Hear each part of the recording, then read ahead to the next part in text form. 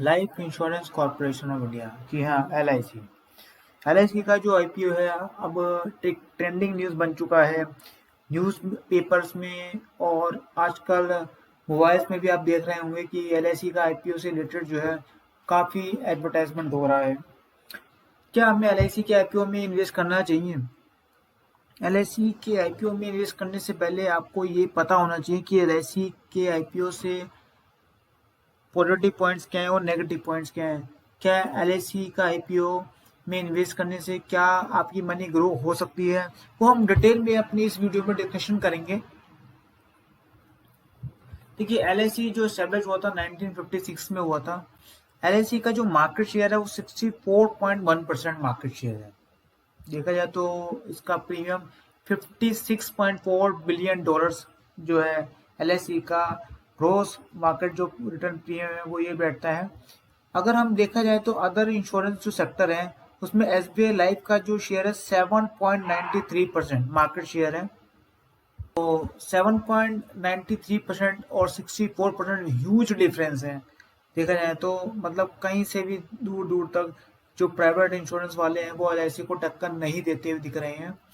HDFC का भी life share देखे तो 7.63% है और मैक्स लाइफ का 3.4% है। तो LIC का जो मार्केट शेयर्स है वो बहुत बड़ा है मार्केट शेयर्स है। लेकिन क्या हमें मार्केट शेयर के बेस पे इन्वेस्ट करना चाहिए? देखिए, और भी हम आगे बढ़ते हैं। देखिए, 2014 में देखा जाए तो मार्केट शेयर 75% था और 2022 में 64.1% है। तो आप ये देखेंगे कि मार्केट शेयर्स में कितना बड़ा फॉल आया है, लगभग 11% के अप्रोक्स फॉल आया है। LIC का जो नेटवर्क देखें तो 2 लाख एम्प्लॉइज LIC के अंदर हैं, 15 लाख एजेंट्स हैं, 30 करोड़ पॉलिसी होल्डर्स हैं। ब्रांचेस देखा जाए तो 2048 ब्रांच हैं, 8 जोनल ऑफिस हैं और 113 डिविजनल ऑफिस हैं। नेटवर्क तो LIC का बहुत बड़ा नेटवर्क है। देश का सबसे बड़ा इंश्योरेंस प्लेयर होने के नाते इसका नेटवर्क, एम्प्लॉइज और एजेंट्स की जो डेटा है वो बहुत बड़ा है। LIC का जो IPO का वैल्यूएशन बताया जा रहा है वो 15 लाख करोड़ का एस्टिमेशन बताया जा रहा है। 63,000 करोड़ का IPO साइज होने वाला है।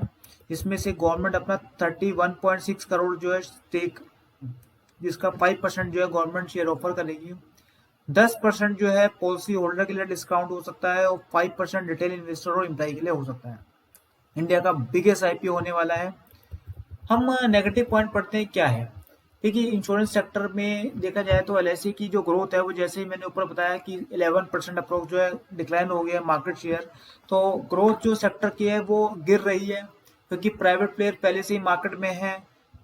क्लेम रेशियो देखा जाए तो 96 से 97% है, जो कि सिमिलर है बिल्कुल प्राइवेट जो इंश्योरेंस सेक्टर के में जो ऑफर किया जा रहा है। रिटर्न रेशियो देखा जाए तो वो भी ज़्यादा नहीं है एज कम्पेयर टू प्राइवेट जो इंश्योरेंस सेक्टर है, क्योंकि मोस्ट जो अच्छी बेनिफिट्स हैं पॉलिसीज के अंदर वो LIC के अंदर नहीं अवेलेबल हो रहा है, जिस कारण कस्टमर प्राइवेट इंश्योरेंस में जा रहा है। पॉजिटिव पॉइंट क्या है? गवर्नमेंट का कंट्रोल है। यहाँ 51% जो स्टेक है वो गवर्नमेंट का है। 30 करोड़ पॉलिसी होल्डर्स हैं, जो कि बहुत बड़ा डाटा है। और नेटवर्क डिस्ट्रीब्यूशन ऑफिस और एजेंट्स जो है काफ़ी नंबर में है, तो बहुत बढ़िया डेटा है जो कि पॉजिटिव पॉइंट्स हैं। मार्केट शेयर जो कि ज़्यादा है, जिस बेसिस पे जो देखा जाए तो पैसा जो है आपका सेफ है। क्या हमें LIC के IPO में इन्वेस्ट करना चाहिए? देखिए, फेयर वैल्यू पे अगर अवेलेबल है, पहले ये फेयर वैल्यू पता चले कि क्या वैल्यू उसकी निकलती है, तो उस बेसिस पे आप डिसीजन लें कि क्या उस पे इन्वेस्ट करना चाहिए या नहीं करना चाहिए।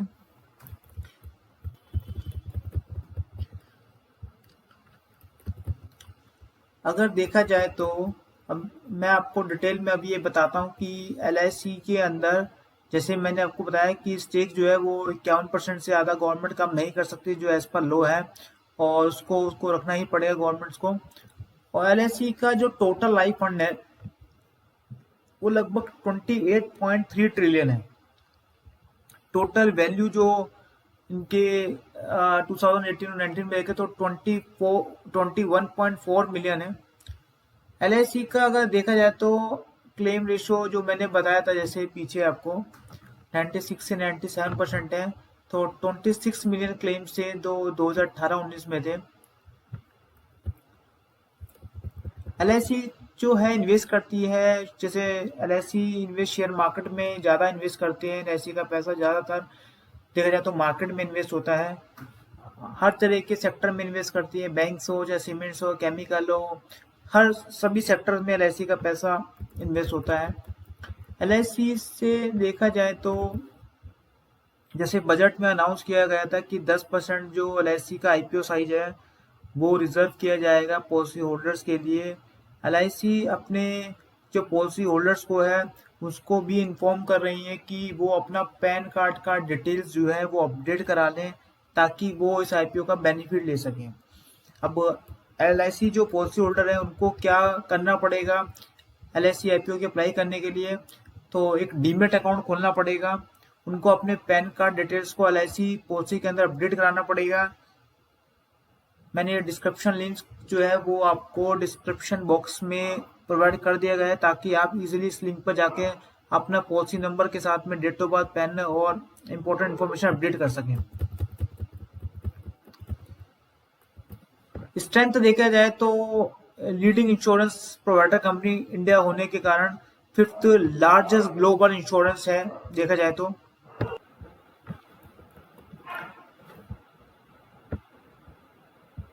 एलआईसी का जो आईपीओ का प्राइस बैंड 400 रुपये से लेकर 600 रुपये तक हो सकता है। एलआईसी की बिजनेस ग्रोथ जैसे मैंने आपको बताया कि एसेट्स जो एआईयू में इनका 36.7 ट्रिलियन जो है वो फाइनेंशियल ईयर 21 में है। अगर कंपेयर किया जाए फाइनेंशियल ईयर 20 में तो 16.8 ट्रिलियन का था, जो कि काफ़ी बड़ा है, लगभग देखा जाए तो लगभग डबल हो गया है। एलआईसी का देखा जाए तो एलआईसी पेंशन फंड चलाता है। एलआईसी का देखा जाए तो कार सर्विसेज भी है, एलआईसी हाउसिंग फाइनेंस भी है, एलआईसी म्यूचुअल फंड भी है, एलआईसी ट्रस्टी कंपनी भी है, एलआईसी म्यूचुअल फंड भी है। तो एलआईसी का काफ़ी एरिया में काम है। एलआईसी का जो प्रॉफिट देखा जाए तो फाइनेंशियल ईयर 21-22 के फर्स्ट हाफ में देखा जाए तो 1437 करोड़ का है। अगर कंपेयर करें तो सेम फाइनेंशियल ईयर अगर हम पिछले साल का कंपेयर करें तो 6.14 करोड़ का था, जो कि काफ़ी बड़ा है। नए बिजनेस पीएम की ग्रोथ जो है वो लगभग देखा जाए तो 554% जो है, कंपेयर करा जाए तो 394% during the corresponding period of preceding financial years के कंपैरिजन में है। टोटल एसेट जो एलआईसी की है वो 6th लार्जेस्ट है, मतलब $52 बिलियन जो है एलआईसी का जो एसेट साइज है वो $52 बिलियन का है। एलआईसी की जो ग्रोथ है वो देखा जाए तो डिक्लाइन हो रही है, जैसे मैंने आपको बताया था। जी एलआईसी के जो टोटल नेट पीएम की बात करें तो वो 1689 करोड़ से बड़ा है, जो कि 1.86 लाख करोड़ हुआ है अप्रैल सितंबर फर्स्ट हाफ ईयर में, जो पिछले साल देखा जाए तो 1.84 लाख करोड़ का था। एलआईसी के अगर ओवरऑल पीएम की बात करें और इनकम फ्रॉम इन्वेस्टमेंट में देखें तो 3.35 लाख करोड़ का जंप आया है। ओवरऑल इनकम फ्रॉम इन्वेस्टमेंट से देखा जाए तो 1.49 लाख करोड़ की जो है फर्स्ट हाफ ऑफ 21-22 में हुआ है। Income from interest, dividend, rent, इसमें भी काफ़ी ग्रो हुआ है, 10,178 करोड़ का जंप देखने को मिला है। और income from profit on sale, redemption on investment से भी बड़ा है। एलआईसी का जो शेयर कैपिटल है वो देखा जाए तो बड़ा है, लगभग 6,325 करोड़ का first half of current financial year में। अब हम एलआईसी का जो टोटल पीएम देखें तो अगर इंडिविजुअल पेंशन नॉन लिंक में देखा जाए तो 4,432 करोड़ के हिसाब से बड़ा है, जो कि 5,636 करोड़ हुआ है। और ग्रुप नॉन लिंक जो है उसमें भी ग्रो हुआ है। देखा जाए तो टोटल पीएम जो इंडिविजुअल लाइफ है उसमें भी बड़ा है। तो नेट रिटेंशन रेशियो देखें तो 99.88% रहा है फर्स्ट हाफ में। तो एल इन्वेस्टमेंट देखा जाए तो पॉलिसी होल्डर्स की ग्रो हुई है 5.9 लाख करोड़ से देखा जाए तो 37.72 लाख करोड़ जो है फर्स्ट हाफ में जो इन्वेस्टमेंट ऑफ पॉलिसी होल्डर्स की वो ग्रोथ देखने को मिली है। अगर देखा जाए तो शेयर होल्डर की इन्वेस्टमेंट है उसमें भी ग्रोथ मिली है 56.17 करोड़, जो कि देखा जाए तो 6,311 करोड़ हुआ है। तो इन्वेस्टमेंट देखा जाए तो आपका ग्रोथ हो रहा है, इनकम बढ़ रही है, टोटल प्रीमियम बढ़ रहा है। तो इस बेसिस पे देखा जाए तो एलआईसी प्रॉफिटेबल एक इंस्टीट्यूशन है, प्रॉफिटेबल बिजनेस है।